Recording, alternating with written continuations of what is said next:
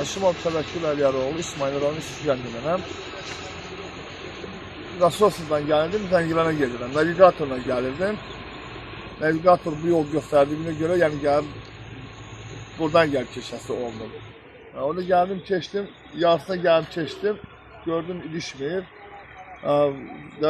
İstiqamət tərəfi yol davam elədim, gəldi orada dirəndi maşın. Və siz bunun metrajını hesablamadınız, siz maşın şov. O metraj indi orada 3 metre heç bir znak yad yoxdur da orada, hə? Var, znak var. Bu tərəfdə də var, yolun tərəfindədir. Orada znakda 3 metre yazılıb, ancaq o yolun bir tərəfində 3 metre var, ancaq burada o 3 metre yox da. Yəni yoxdur. Ona da görə ilişdi qaldı. Aydın, aydın. Yəqin ki, bu gələn səfər bu sürücülərə ya da bir ibrət olar. Görün nə qədər insanlar əziyyət çəkir burada. Baxın.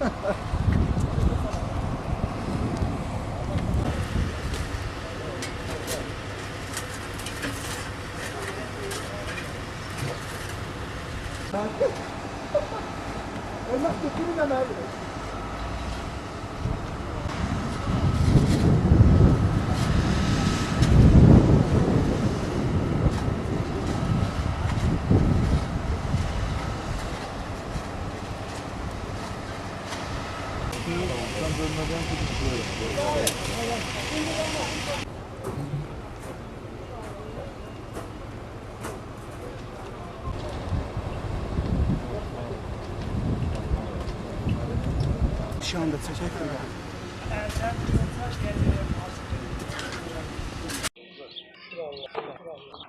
Teşekkürler. Buranın.